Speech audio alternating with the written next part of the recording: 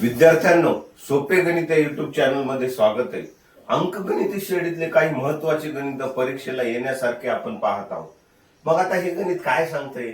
एका अंकगणितीय श्रेणीचे 17वे पद हे 10व्या पदापेक्षा 7 ने जास्त आहे, तर आपल्याला सामान्य फरक शोधायचा आहे. मग या ठिकाणी दोन पदामधील अट दिलेली आहे.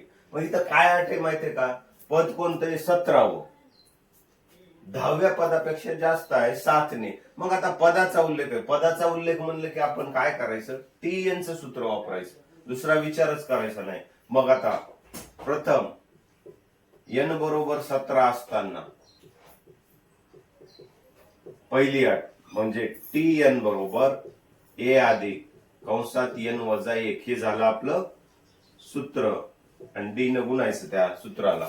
मग आता T17 बरोबर a अधिक 17 वजा 1 गुणिले d म्हणजे T17 बरोबर a अधिक 16d हे झालं पहिलं समीकरण.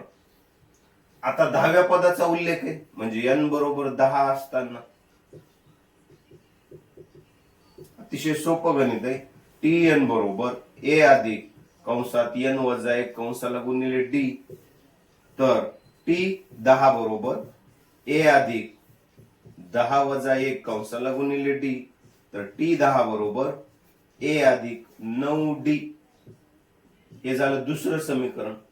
मग आता 1 आणि 2 समीकरणाचं जर आपण अटीमध्ये मांडलं तर आपल्याला उत्तर मिळू शकते. मग अट काय आहे? दिलेल्या अटीनुसार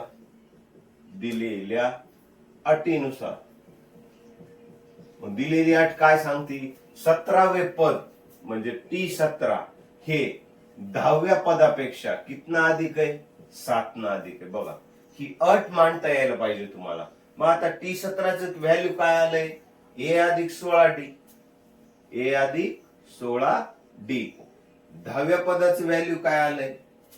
a अधिक 9d आणि अधिक किती? 7. ओके. मग आता आपल्याला काय करता येईल? सजातीय पद आपल्याला जवळजवळ घेता येतील. हे इकडं a धन आहे, हे पण धन आहे, याची जर बाजू बदलली तर हे कटू शकते, ऋण धन कटू शकते. मग 16 वजा 9d 16d इकडे उजव्या बाजूला आहे, डाव्या बाजूला घेतले की ऋण झाले बरोबर 7. 16 तून 9 गेले 7d बरोबर 7 म्हणजे d बरोबर 7/7 गुणाकारातले भागाकारात आले म्हणजे d ची किंमत किती आली? 1. d म्हणजे काय? सामान्य फरक.